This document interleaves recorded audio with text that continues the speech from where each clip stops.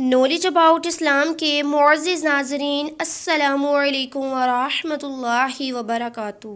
دیکھتی آنکھوں اور سنتے کانوں سے آپ سب کو دل کی گہرائیوں سے خوش آمدید کہتی ہوں، اور اللہ پاک سے دعا ہے اللہ پاک آپ کی تمام پریشانیاں دور کر کے آپ پر اپنی رحمتوں کے سائے برقرار رکھے، آمین ثم آمین۔ تو ناظرین، آج کی اس ویڈیو میں ہم جانیں گے کہ اگر عشق سچا ہو تو کیا ہو سکتا ہے۔ تو ناظرین، سن 1990 کی بات ہے کہ رمضان المبارک کا مہینہ ہے، عصر کا وقت ہے۔ مسجد کے وسیع صحن میں ماربل کے ٹھنڈے فرش پر ایک طرف کونے میں ایک بزرگ بیٹھے اللہ پاک سے راز و نیاز کر رہے ہیں۔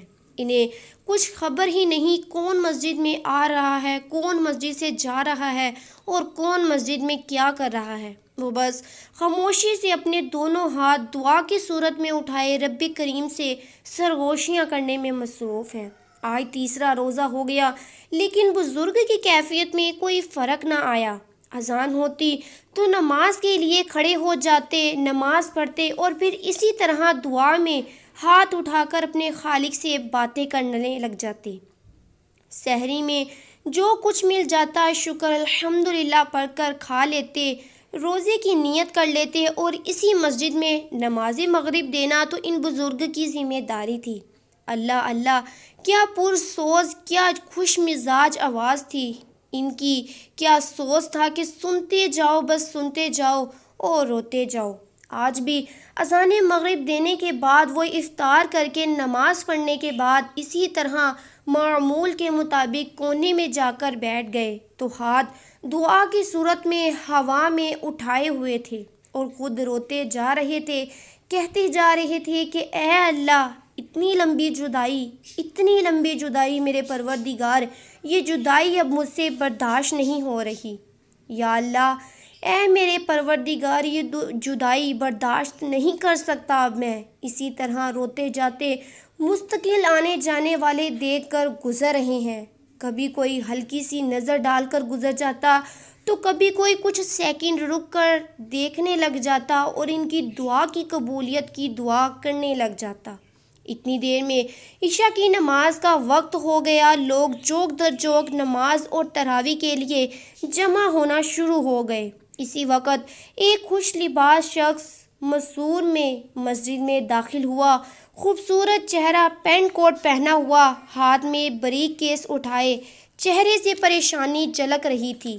آتے ساتھ فوراً بریک کیس دیوار کے ساتھ رکھا اور خود وہاں کھڑے نمازیوں کے ساتھ نماز میں مشغول ہو گیا۔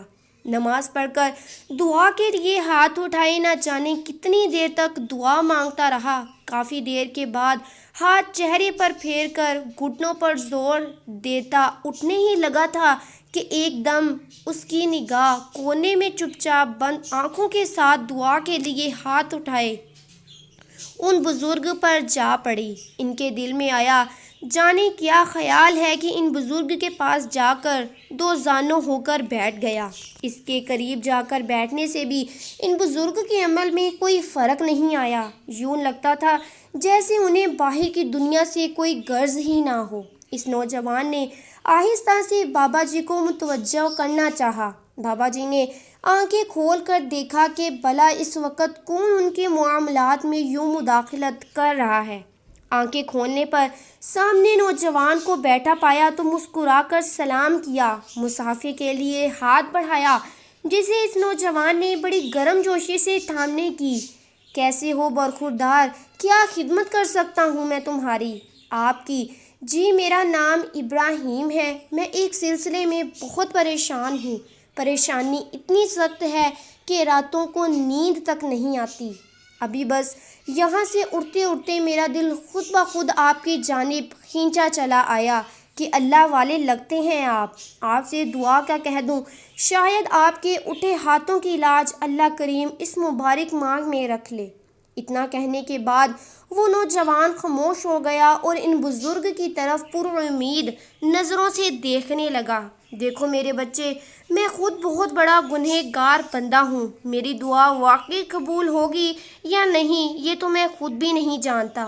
بہتر یہی ہے میرا بیٹا کہ آپ دعا خود کرو، خود کے لیے جتنا بندہ خود اپنے لیے دعا کرتا ہے اتنا ہی میرا رب جلدی اپنے اس بندے کی دعا کو سنتا ہے۔ جی میں جانتا ہوں بابا جی، خود دعا بھی کرتا ہوں، ابھی بس جی میں آیا کیا سمائی کہ دل نے چاہا کہ آپ سے دعا کا کہوں اور میں فوراً آپ کے پاس چلا آیا۔ اچھا بچے، میں دعا کروں گا، ضرور کروں گا، انشاءاللہ ضرور کروں گا، لیکن کیا تم سے ایک التجا کر سکتا ہوں؟ بزرگ نے بے بسی سے کہا۔ نوجوان جی کہہ کر سوالی آنکھوں سے انہیں دیکھنے لگا۔ یوں نہ سمجھنا کہ میرے دل میں کوئی لالچ ہے یا کوئی تمنا ہے، نہ بیٹے، لیکن تم جانتے ہو جدائی موت سے زیادہ سخت ہوتی ہے، تو کیا میں اس مبارک ماہ میں امید رکھوں کہ تم میرا وسیلہ بنو گے، مجھے وہاں بھیج دو گے جہاں کی جدائی سے میری روح تڑپتی جا رہی ہے۔ اتنا کہہ کر ان بزرگ کی آنکھوں میں آنسو آ گئے اور وہ نوجوان بھی ابھی پوری بات سمجھنے سے قاصر تھا، سوچنے لگا تھا کہ آخر وہ کہاں جانا چاہتے ہیں۔ بیٹا، جب تک ہڈیوں میں دم تھا طواف کیا، خود مدینہ پاک کو دیکھا، اب جدائی، لمبی جدائی آ گئی ہے، درمیان میں دم بھی نہیں رہا، ہمت بھی نہیں رہی، ہڈیوں میں وہ طاقت بھی نہیں رہی اور صحت بھی ذریعہ معاش بھی نہیں رہا اور کوئی اولاد بھی نہیں، آخر محبوب کے در پر جاؤں تو کیسے جاؤں؟ سچ کہا ہے کسی نے، جدائی موت سے زیادہ بھی سخت ہوتی ہے۔ یہ کہہ کر وہ بزرگ زاروں قطار رونے لگے، داڑھی مبارک بھی بھیگ گئی۔ کب اس نوجوان کی آنکھوں سے آنسو بہنے لگے اسے پتہ تک نہ چلا۔ انشاءاللہ آپ ضرور جائیں گے اور بھروسہ رکھیں اللہ پاک پر اور مجھ گنہگار پر۔ آنسو رو کر وہ بس اتنا جملہ کہہ سکا اور سلام کر کے رخصتی لی اور وہاں سے چلا گیا۔ پھر پوری رات ان بزرگ کی ہچکیاں تھیں اور دعائیں تھیں۔ سحری کے بعد صبح و فجر تک یہی عالم رہا، وہ روتے جاتے، مانگتے جاتے۔ ہمارا کام مانگنا ہی، گر گڑانا ہی ہے، دینا تو اس رب کریم کا کام ہے۔ صبح ہوئی، یہ کیسی خوشبو پھیلی تھی، فضا میں پرندے بھی چہک رہے تھے۔ آخر معاملہ کیا تھا؟ سارا عالم حسین لگ رہا تھا۔ کیا دعا قبول کر لی گئی تھی؟ جدائی ہٹا لی گئی تھی؟ لیکن یہ سب تو بس اللہ تعالیٰ جانتا تھا۔ 7واں روزہ تھا، آج 2 دن ہوئے تھے، اس نوجوان کا کچھ پتہ نہ تھا، لیکن ان بزرگ نے بس اس کا دامن پکڑ لیا تھا جو کبھی اپنے بندے سے اپنا دامن نہیں چھڑواتا اور نہ کبھی ڈگمگاتا ہے۔ وہ تسبیح پڑھنے میں مشغول تھے کہ اس پکار پر چونک اٹھے کہ بابا جی، بابا جی۔ جو ہی سر اٹھایا، سامنے اسی نوجوان کو سامنے بیٹھا پایا، خوشی سے چمکتا چہرہ اور یہ پرسکون آواز، ضرور خوشی، کسی خوشخبری کی آمد ہے۔ نوجوان نے بابا جی کی طرف مصافحے کے لیے ہاتھ بڑھایا، ہاتھ خوشی سے چوم لیا اور کہا، بابا جی آپ کی دعا اور میرا کام ہو چکا، برسوں کا میرا رکا ہوا وہ مشکل کام آپ کی دعا کی بدولت اللہ پاک نے حل کر دی۔ میں آپ سے کہہ رہا تھا نا کہ میرا دل یوں ہی نہیں کھینچا تھا کہ اس دن آپ کی جانب خوشی کی وجہ سے نوجوان کے الفاظ ڈگمگا رہے تھے۔ ارے برخوردار، آرام سے، سکون سے بیٹھو، یہ دعا کس کی قبول ہوئی ہے، میری یا پھر تمہاری؟ یہ تو رب ہی جانتا ہے، لیکن مجھے پوری بات بتاؤ، کیا پتہ اللہ کو تمہاری دعا کی شدت پسند آ گئی ہو۔ میں بہت خوشی محسوس کر رہا ہوں تمہارے لیے بچے، اللہ کریم ہے، وہ یقیناً ہر اٹھے ہاتھ کی لاج ضرور رکھتا ہے۔ یہ کہہ کر بابا جی نے اس کی پیٹھ پر ہاتھ برا تھپکی پیار سے دی۔ بابا جی، مجھے یقین ہے مجھ گنہگار کے لیے اٹھے آپ کے ہاتھوں کی رب نے لاج رکھ لی ہے۔ اچھا چلیں، اب مجھے یہ بتائیے کہ آپ کا پاسپورٹ کہاں ہے، مجھے اس کی ضرورت پڑے گی۔ وہ نوجوان یہ جملہ کہہ کر چپ ہو گیا، بابا جی کو دیکھنے لگا، جبکہ بابا جی حیرت بھری نظروں سے اسے دیکھنے لگے۔ بچے، میں نے تو یوں ہی اس دن جدائی کی تڑپ سے تھک کر کہہ دیا تھا کہ تم تکلف نہ کرو اور بس دعا کرو، وہی بہت ہے میرے لیے۔ بابا جی، آپ کا وہ بلاوا آ گیا ہے، وہاں سے جہاں سے نام پکارا جائے تو جانا پڑتا ہے، اٹھیے، مجھے اپنا پاسپورٹ لا کر دیجیے۔ بس اور بابا جی روتے جاتے اور سجدے میں چلے گئے اور کہتے جاتے، یا اللہ تو جانتا ہے میری حالت، میری دل کی حالت، اے کریم اپنے کرم کے مطابق اس نوجوان کو اجر عطا کرنا، آمین۔ بس نوجوان کو گلے لگایا اور زاروں قطار رونے لگے۔ ان بزرگ کے وجود کو سنبھالنا مشکل ہو گیا تھا۔ خود اس نوجوان کے آنسو بھی جھلک اٹھے۔ کافی ضبط کے بعد بابا جی اس سے بات کرنے کے قابل ہوئے۔ میری آنکھیں سبز گنبد کی جدائی سہ سہ کر اپنی بینائی کھو رہی تھی۔ طواف کعبہ کرتے ہوئے لبیک کہنے کی آواز دل میں مرنے لگی تھی۔ ان میں نور کی شمع کی روشنی دے کر تم نے میرے مردہ دل کو زندہ کر دیا ہے۔ اے میرے بچے، میں کیسے تمہارا شکریہ ادا کروں، کیسے اس رب کا شکر بجا لاؤں کہ اس نے مجھ گناہ گار کے لیے یہ وسیلہ بنا دیا۔ میرے اشکوں کی سن لی۔ دعا کرتا ہوں کہ مولا تم پر اپنا کرم ہمیشہ بنائے رکھے۔ یہ ایک سید کی دعا ہے تمہارے لیے۔ دل سے نوجوان یہ داستان عشق اور انتظار کی آپ دیدہ ہو گیا۔ آپ سید، یہی سن کر بابا جی آپ کی تو ہم خاک کے برابر بھی نہیں ہیں۔ آپ سید اور ہم کہاں سے گناہ گار نوجوان آپ کی خاک کے برابر بھی ہو سکتے ہیں۔ آپ بس ہمارے لیے دعا کیجئے، میرے لیے بس دعا کیجئے۔ پاسپورٹ لے کر وہ نوجوان رخصت ہو گیا۔ 8ویں روزے کی سحری تھی۔ بزرگ روتے جاتے، شکر ادا کرتے جاتے۔ خوشی ایسی تھی کہ ڈر تھا کہ کہیں سبز گنبد کے دیدار سے پہلے کالی کملی کے دیدار سے پہلے موت نہ آ لپکے۔ دوسرے دن مغرب دینے کے بعد مانگ سے نعت کی آواز بھری آئی۔ بزرگ اپنا پسندیدہ کلام پڑھ رہے تھے۔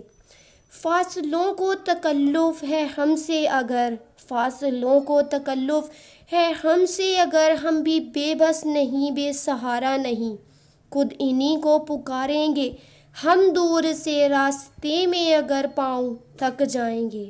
آواز میں رقت اتنی تھی کہ مسجد میں بیٹھے ہر مومن کی روح نم ضرور ہوئی ہوگی۔ آج 15ویں روزے کا سورج طلوع ہوا۔ غمد خضرا والی سرکار کا بلاوا آ گیا تھا۔ لبیک کہنے کے لیے، طواف کعبہ کرنے کے لیے رب نے انہیں پکار لیا تھا۔